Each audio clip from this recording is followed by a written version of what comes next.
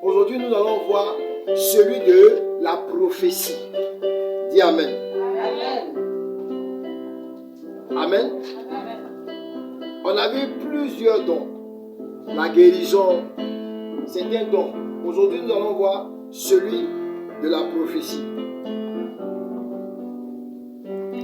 Ce mot signifie simplement annoncer, alléluia, ou proclamation publique.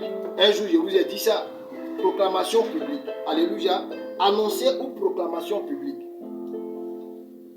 Il a acquis une connotation de prédication au Moyen-Âge, depuis que l'écriture est complète.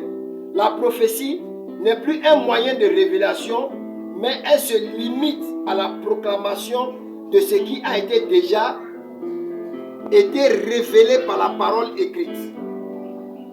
Même les prophètes bibliques étaient des prédicateurs qui proclamaient la vérité de Dieu, aussi bien à la suite d'une révélation que par répétition de la parole écrite.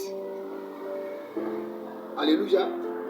Et nous avons vu certains prophètes dans la parole de Dieu qui ont commencé à annoncer et qui ont commencé à proclamer les choses de Dieu. Amen. Les pensées cachées de Dieu. Gloire à Dieu. Qui n'oublie pas. Tu vas voir qu'un homme d'affaires qui a une grande société, il a toujours un conseiller en image. Peut-être en Côte d'Ivoire, on ne connaît pas. Mais en Europe, ça existe. Pour bien soigner son image. Il a un conseiller même vestimentaire. Il ne porte pas n'importe quoi. Alléluia.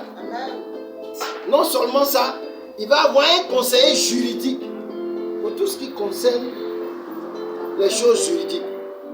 Et maintenant, il a un docteur spécial. Lui, il ne va pas vers lui, mais le docteur se déplace vers lui. Amen. Soit il y a un médecin pour la famille, et puis il y a un médecin pour chaque individu. Mais j'ai fait une remarque. C'est-à-dire que tout ce qui est Chanel, c'est-à-dire que tout ce qui est de ce monde-là, nous prenons toujours des gens pour nous conseiller. Mais je n'ai jamais vu ces personnes prendre des conseillers spirituels. Et ça continue aujourd'hui, même de nos jours. Même tu vas voir, s'ils vont aller plus loin, soit ils ont un marabout. Au Sénégal, là, c'est légalisé. Chaque famille a son marabout et chaque enfant a son marabout. Ah, vous ne savez pas, hein? C'est comme ça au Sénégal. Au Sénégal, si tu ne maraboutes pas, c'est ce qui étonne. C'est ce qui étonne. Sinon, chacun a son marabout. Vous avez vu la lutte là, non, qu'ils font là. Ils ont un sport là. Chacun vient son féticheur, les banzerets, ils mettent autour à ses reins. C'est normal. Souvent même son marabout vient et puis son marabout fait des incantations pour effrayer l'autre. C'est comme ça. Chez eux, c'est normal. Donc, à tel enseigne que chaque personne, chaque individu a son marabout. C'est-à-dire que dans la famille, il y a le marabout de la famille et il y a le marabout de chaque personne. C'est comme ça au Sénégal. C'est quand tu n'as pas qu'on est étonné. C'est ça qui choque. Sinon, quand tu as ça, ça ne choque pas. C'est normal. Alléluia. Avoir un conseil spirituel, c'est important. Vous voyez, quand on lit dans la Bible, tous les grands rois avaient auprès d'eux des prophètes. Amen. Même David, il avait un prophète. Il s'appelait comme celui qui était à côté de David. Ne me faites pas ça. Merci. Amen. Il s'appelait Nathan. Parce que c'est Nathan qui est venu lui expliquer à faire le mouton. Le gars a pris le mouton de son ami. Et puis il a dit à Nathan, mais c'est qui ça? Dis-moi son nom, il mérite de mourir. Puis il lui a dit, ah mon roi, on dirait c'est toi. Hein? Amen. Bon, ça veut dire que Moïse avait des conseillers, mais ce n'était pas n'importe qui, c'était des prophètes. Pourquoi? Parce qu'il pouvait voir dans l'avenir, il pouvait voir dans ta destinée. Et puis te dire ce qu'il fallait faire ou pas faire. Amen.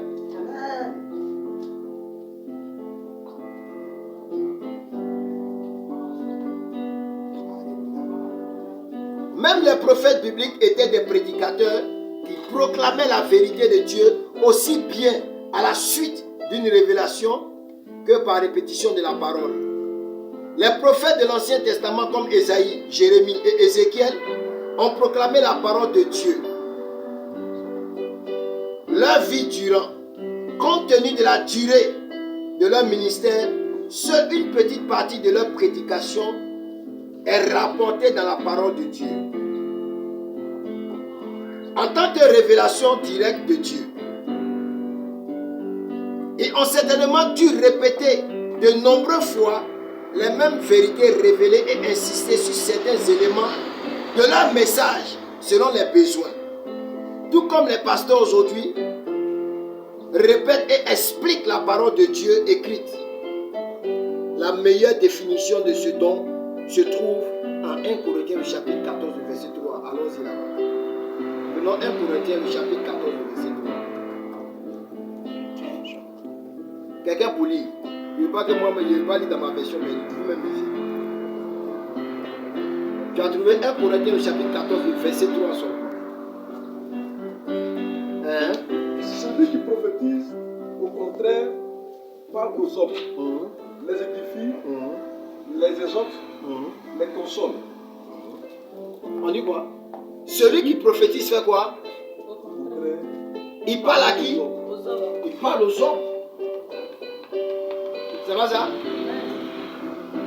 C'est pourquoi quand Moïse et le peuple étaient devant la mer Rouge, il a dit quoi?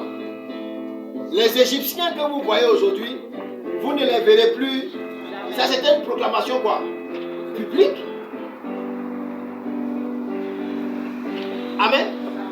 Mais il comptait sur quoi? Quand il leur disait, il y avait la mer Rouge, les Égyptiens étaient derrière. Et il dit au peuple qui est mélangé, qui est perturbé, il dit, les Égyptiens que vous voyez aujourd'hui là, vous ne les verrez plus jamais. Quand tu posais la question, mais Moïse, tu parles de quoi? Ils arrivent, hein, il y a la mer devant nous. On sait pas, même si tu sais nager, tu n'es pas Passamois. Ou bien, on dit les Aoulois de Passam, là, c'est eux qui connaissent l'eau. Tu n'es pas Passamois, est-ce que tu peux traverser la mer à la nage? Même si tu es maître nageur, tu vas te fatiguer. Vous comprenez? Donc, il regarde Moïse, et puis, il ne peut pas comprendre que c'était une prophétie qu'il était en train d'annoncer. Mais elle était publique, parce qu'il n'a pas dit à un individu. Il était en train de leur faire quoi? Il était en train de les consoler, de les exhorter, de parler aux hommes. Est-ce que c'est faux? Il était en train de les consoler pour dire la situation qu'on est en train de vivre là, elle va se régler. Soyez forts. Alléluia. Amen. Ça aussi, c'est pas facile. Hein? On voit une armée venir derrière nous. On voit la main devant nous. On ne s'est pas fait par là, on n'a qu'à être fort. On vient pour nous tuer. Non seulement ça, s'il y avait une armée avec nous, ils allaient être rassurés parce qu'ils allaient dire que cette armée au moins allait faire par là. Mais ceux qui sont en train de venir, vous n'allez plus jamais les revoir. Si on ne va plus jamais les revoir, c'est que par magie on disparaît. Ou bien, qu'est-ce qui va se passer? Alléluia. Amen. Dis à quelqu'un, Dieu écoute toujours la voix de ses prophètes. Amen. Amen. En tout cas, s'ils sont vrais, alléluia. Amen. Et la Bible dit que Moïse a tendu son bâton et la mer s'est séparée. Je me suis dit que, moi je me suis sûr que parmi eux-mêmes, il y en a qui doutaient un peu. La mer s'est séparée, tu vois requin, tu vois baleine. Et ils sont là, puis ils te sourient, et puis tu es en train de marcher au milieu. Waouh! Quel est ce Dieu-là? Est-ce que vous voyez un peu? Ça veut dire que, et puis on dit, c'est même pas que la terre était mouillée, hein, ils sont passés à sec. C'est pas sec de ballon là. Hein. Amen. Ça veut dire que l'eau même là, à terre là, il n'y avait plus l'eau. Tout était sec et puis c'était en train de marcher comme ça. Waouh. Amen. Amen. Voici la proclamation publique que Moïse a faite. Mais est-ce qu'elle ne s'est pas accomplie?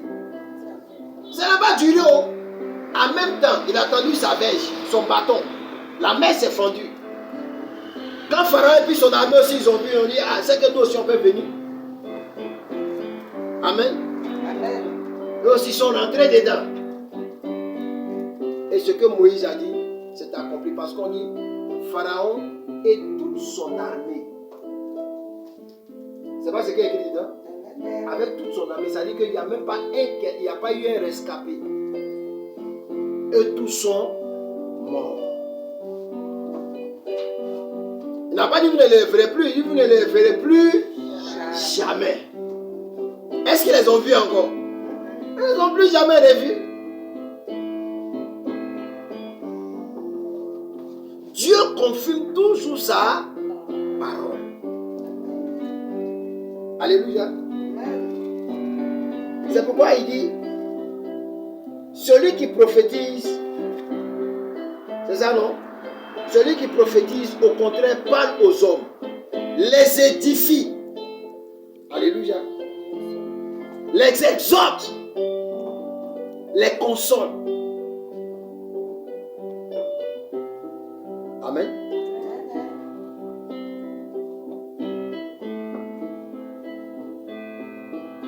Lisons dans 1 Corinthiens, on continue dans 1 Corinthiens chapitre 14, le verset 1 même. Il faut lire verset 1. Cherchez la charité, aspirez au don spirituel, mais surtout celui de la prophétie. Amen. Il y a une précision encore de taille là. Hein? On dit vous pouvez aspirer au don spirituel, mais surtout à celui de quoi? De la prophétie. Parce que les prophètes sont importants dans l'église, dans la nation. Ils sont les yeux de Dieu et la bouche de Dieu. Alléluia. Amen. Ce don est tellement important que souvent, quand on voit les faux dedans, ça nous écoeure. Alléluia.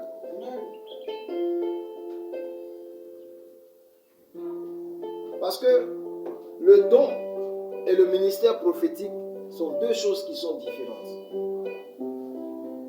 Au fur et à mesure, il va vous expliquer.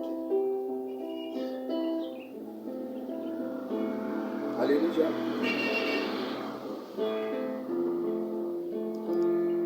Aspirez à celui de la prophétie et celui de la prophétie. Ainsi donc, frères, aspirez au don de prophétie et n'empêchez personne de parler en langue. Et celui qui le fait, en cherchant Dieu, glorifie Dieu. Amen. Amen. Donc, si nous cherchons les dons, nous devons aspirer à toutes sortes de dons. Mais celui qui aspire au don de la prophétie, c'est important. Tout le monde ne peut pas être prophète. Alléluia. Il y a plusieurs. Mais la Bible même nous exhorte à aspirer à ça. Alléluia. Parce que c'est important. Amen. Amen. Prenons dans 1 Thessaloniciens chapitre 5, le verset 20 à 21. Je sais que c'est les versets, les passages que vous ne lisez pas tous. Donc vous cherchez là, c'est le problème. 1 Thessaloniciens chapitre 5, le verset 20 à 21. Moi je lis. Qui a trouvé? Ouais, vas-y. Je lis la parole de Dieu. Oui. Ne méprisez pas les prophéties, mais examinez toutes choses. Retenez ce qui est bon. Amen. On dit quoi? Examinez toutes Ne choses. faites pas quoi? Ne méprisez pas Les prophéties. les prophéties, mais examinez toutes choses. Retenez ce qui est bon. Amen. On dit de ne pas mépriser les prophéties. Donc si une parole t'est donnée, c'est pas la peine de mépriser. Comment on peut mépriser quelque chose? Hein? En n'y croyant pas. C'est pas ça? Mais on dit de l'examiner. Examiner toutes choses et retenir ce qui est bon. Alléluia. C'est ce que Ézéchias a fait. Quand Esaïe est venu lui prophétiser qu'il allait mourir. Amen. Il n'a pas accepté. Alléluia. Quand il a examiné la prophétie, il a trouvé que ce n'était pas normal. Il allait parler à l'envoyeur. Alléluia. Il n'a pas parlé à l'envoyé. C'est à l'envoyeur qu'il allait parler. Amen. Alléluia. Il allait dire à Dieu, c'est vrai, tu as envoyé Esaïe. Il a fait ta commission. C'est pas la mort qui m'effraie. Mais quand même Dieu. Souviens-toi, quand Israël les adorait, les Baals, c'est moi qui suis venu détruire tous ces dieux de Baal là pour toi, pour que ton nom soit restauré. Hein? Il y a des combats que j'ai menés, tu as oublié. Bon, si tout ce que j'ai fait là, c'est pas important, tue-moi là. Vous comprenez? Et qu'est-ce que Dieu a dit? Il a joué 15 ans pour ça. Vous aussi. Dieu a changé la décision. Il a envoyé le même Esaïe pour lui dire, retourne et va lui dire, non seulement il est guéri, mais j'ajoute encore 15 ans sur sa vie. Alléluia. Amen. Il n'a pas négligé la prophétie. Il n'a pas rejeté aussi. Mais seulement, il n'a pas accepté que ça lui arrive. Parce que tout ne peut pas être juste.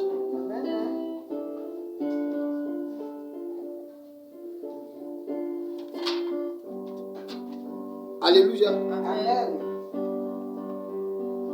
Souvent, le ministère prophétique, il est incompris. C'est-à-dire que celui qui a le don est différent de celui qui a le ministère. Alléluia.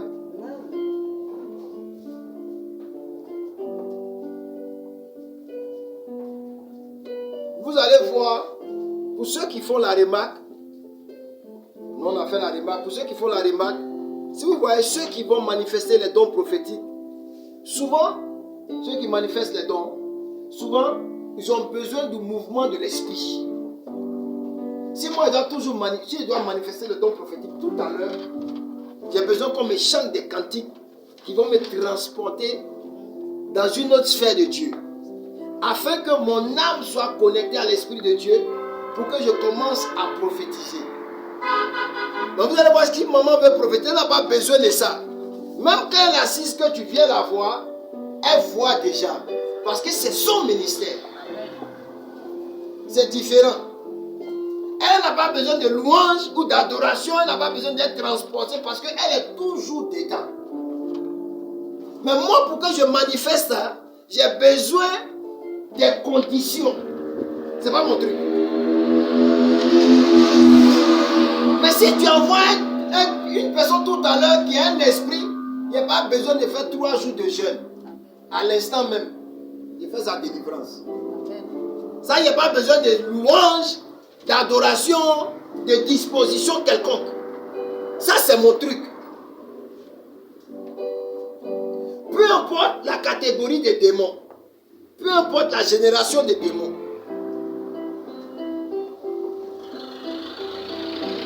Alléluia. Amen. L'église, même la nation, a besoin de prophètes pour pouvoir voir les choses à venir sur notre nation et puis déclarer des paroles. Mais aujourd'hui, nos dirigeants ils n'ont plus besoin de l'église. Pourquoi? Parce que l'église elle-même s'est fragilisée. Parce qu'on a commencé à se bouffer en nous. Donc depuis là-haut, ça ne respecte plus. C'est comme, bon, il n'a pas dit son nom pour ne pas qu'on pense qu'il fait politique. Autant de celui qui n'est plus là, qui était à la CPI là. Il y avait un groupe de pasteurs qui allaient là-bas. Vous savez, souvent, c'est les pasteurs même qui font que certaines personnes qui ont l'argent ne respectent pas l'église. Donc, comme tout le monde n'est pas la même chose, c'est ça. Amen. Ça dit, il faut qu'on apprenne aux gens à respecter Dieu. Il y a un monsieur, quand on faisait, comment on appelle, après la crise, quand il y avait les désarmements, là, ils avaient une structure ici. Hein? Lui, ils avaient une structure ici. Celui qui était leur représentant, là, leur boss d'ici, là, on avait une soeur qu'on connaissait qui travaillait avec lui. Et puis, elle lui a parlé de maman et puis il voulait la voir. Donc, il est venu la voir pour un problème. Et puis, elle a fini de parler avec lui. Il lui a donné rendez-vous après. Quand ils sont partis, elle lui a dit de jeûner par rapport à sa situation et puis ils vont prier. Il dit non, lui n'a pas de temps pour ça. Donc, il a enlevé une grosse enveloppe. Ah, le contenu là était consistant. Là, quand tu vois la forme de l'enveloppe, et puis il dépose. Elle n'a qu'à jeûner, elle n'a qu'à s'occuper du côté. Lui n'a pas le temps de jeûner. Si il y a toi, tu allais me voir. Hein? Répondez. Tu allais me voir. Tu prends et puis tu bouffes, non? Voilà. Elle n'a pas pris. Elle lui a dit qu'elle ne prend pas. C'est son problème. S'il ne peut pas gêner, il n'a qu'à garder son argent. Ce n'est pas son argent qui l'intéresse. Vous savez ce qu'il a dit? Il allait voir la fille en question. Il dit, depuis lui va à l'église, il n'a jamais vu ce genre de pasteur. À cause de ça seulement, lui, la dame là, lui, la respecte. Il sait qu'aujourd'hui, il y a des vrais. Sinon, lui, il y a des pasteurs qui lui courent après à cause de son argent. Ça fait que le monsieur a respecté le ministère et l'a respecté même moment parce que quand on lui dit quelque chose maintenant, lui qui ne pouvait pas jeûner, il jeûne. Alléluia. Amen. Quand tu connais ton ministère, que tu sais que c'est Dieu qui t'a appelé, ta manière de faire amène les gens à respecter ton ministère. Et l'argent là, c'est bon, hein? Mais l'argent souvent, ça peut envoyer foutaise.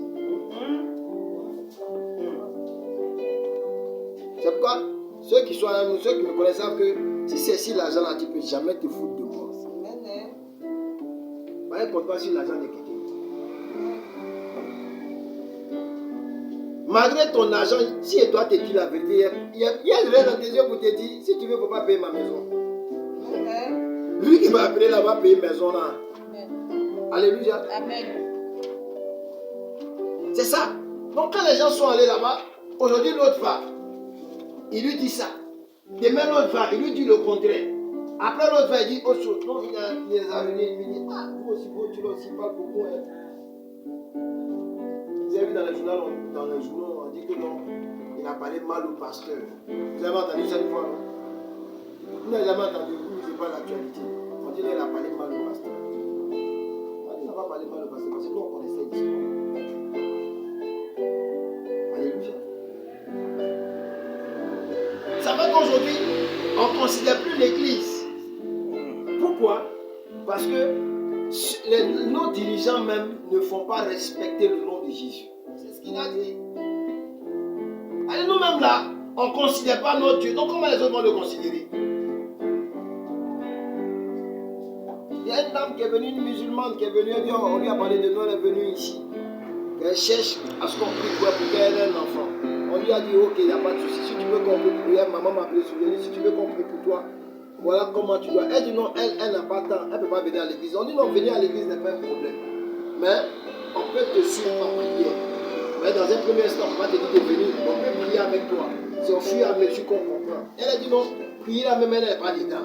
On a qu'à lui dire un montant, elle nous donne, nous on s'occupe de ça. Il faut pas cacher ton argent.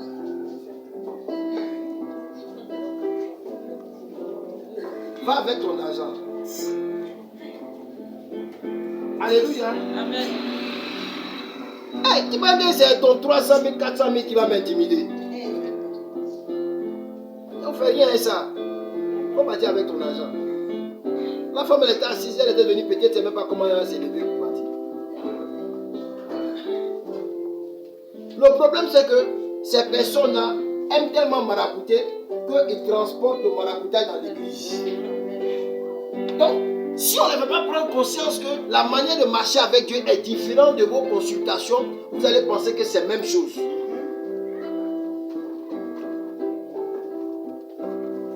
Alléluia. Amen.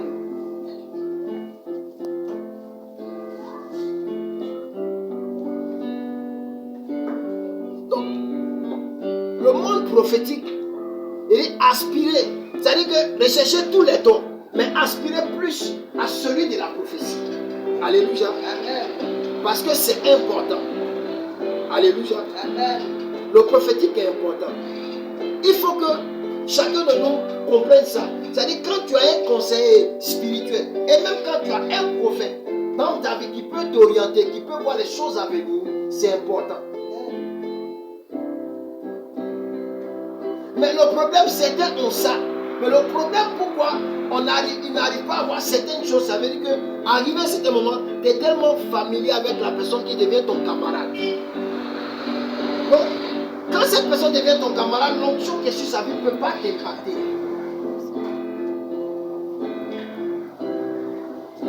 Alléluia. Dans l'amusement, dans la causerie, vous faites, il y a des paroles qui sont. Il n'y a plus de respect dedans.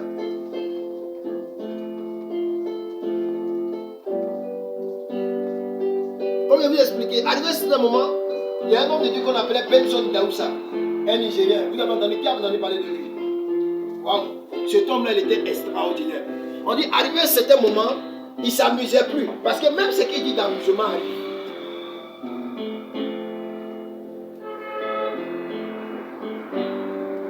C'est le témoignage qu'on avait. On dit que même s'il s'amuse à toi, puis tape de n'importe toi, tu es bête et tu deviens bête. Donc du coup, il ne s'amusait plus avec les gens.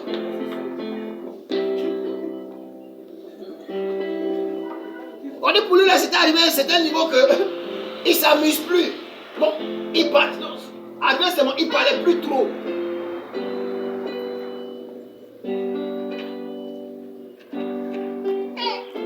Dans l'amusement même, ça arrive. C'est que l'onction sur sa vie était là. Aujourd'hui, la force du Ghana, c'est quoi? C'est que aujourd'hui, ils ont compris. Tous les présidents ghanéens ont conseillé un homme de Dieu.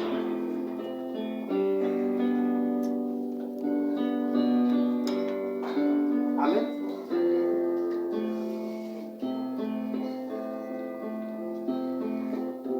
C'est ça la vérité.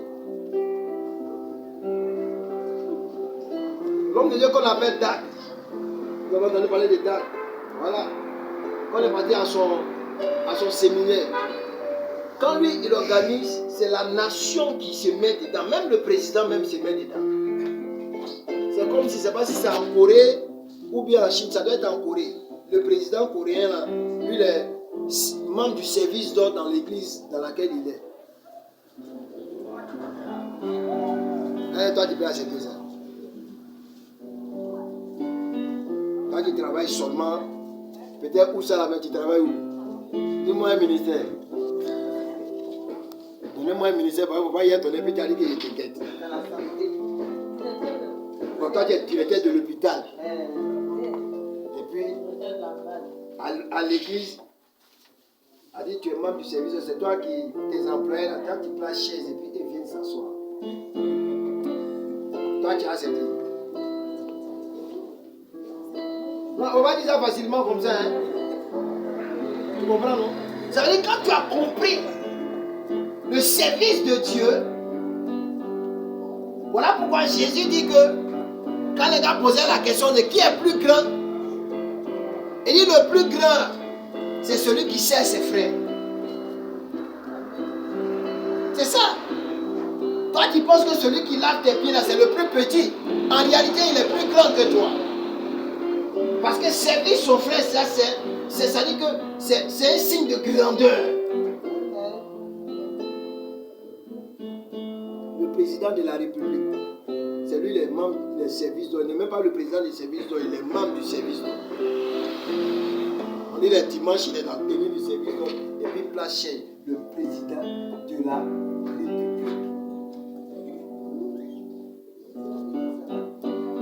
Quand toi, avec ton petit poste, on ne peut même pas te parler.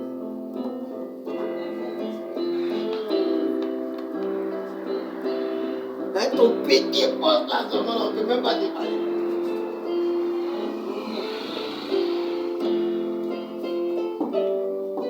Jean, tu es trop arrivé. Voilà des personnes qui ont compris le service de Dieu.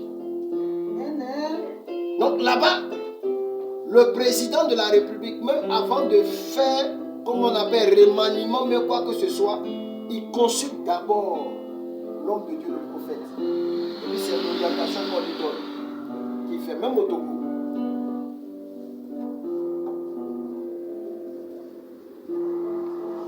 Il a oublié son nom même, l'homme de Dieu du Togo là. Il était venu plusieurs fois. Ouais, Yaoudra. Quand le président veut prendre des décisions, il va d'abord en amont avec lui. Et puis quand ils finissent, c'est là maintenant. Il prend les décisions. Alléluia. Amen. Alléluia. Amen. Donc comprenons que avoir un conseiller spirituel, même un homme de Dieu en tant que conseiller spirituel, c'est important. C'est important. Peu importe son âge, peu importe sa taille. Parce que encore ça, c'est un autre côté qui nous fatigue. Ça m'a beaucoup fatigué. Mais après, j'ai fini par prendre ça comme ça. Il y a une dame, une de mes filles qui m'a pris, elle est partie me montrer à un de ses patrons qui avait une situation. Elle a dit non, il est mon pasteur. Lui, il peut t'aider dans la situation, tout ça là. Elle dit ok. Donc, fais venir ton pasteur. Elle me dit on va. On rentre, on le salue, tout ça là. Elle commence à poser à lui. Et puis il demande mais ton pasteur là, il est où? Aïe aïe. C'est le pasteur qui est là. Il est resté pendant 15 secondes sans parler. Pourquoi? Ma taille. D'abord, ma taille. Ma forme. Lui, il s'attendait à quelqu'un de gros, de grand. C'est comme ça. Un petit bonhomme là. Tu comprends, non? Donc, déjà même, ma taille, même ma forme, me mettait un blocage. Donc, quand elle n'a pas parlé, après, elle dit non, il était couché sur le lit d'hôpital. Elle dit, il est venu pour prier pour toi. Elle va comme ça jusqu'à elle dit, bon. Bon, je suis déjà là, là-bas le soir. Moi, elle va prier d'abord pour lui. Il lui a parlé d'abord. Il dit, cette barrière que tu as mis là, il faut enlever.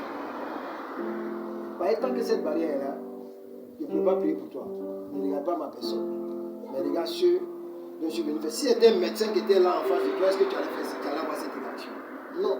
Parce que tu t'es dit que lui, il est qualifié pour ça. C'est de la même manière aussi, moi, je suis qualifié pour pouvoir te guérir. Amen. Je suis la réponse à ta prière. Amen. Si tu comprends ça comme ça, je prie pour toi, tu guéris. Mais si tu n'as pas compris, je ne peux rien faire pour toi. Parce que tu as besoin de moi. Il y a ce que tu as besoin là, ce que tu veux là, que les médecins n'ont pas là. J'ai ça. Donc je peux changer ta vie tout de suite. Il faut que je lui parle avec assurance. Amen. Arrivé à un certain moment, il a vu que le visage du monsieur a changé. Et on a prié. J'aime Dieu parce qu'il aime ce genre de choses. Le monsieur ne pouvait pas marcher, il était là pendant 10 ans. Mais ça, on fait jusqu'à il n'y avait plus d'espoir. J'ai prié pour lui, il est parti. Elle dit 3 jours après, il est sorti de lit de l'hôpital. 3 jours après, quelqu'un qui était dans le lit pendant 10 ans. Amen. Mais après, on n'a pas cherché à me voir. Bon, ça ne me regarde pas.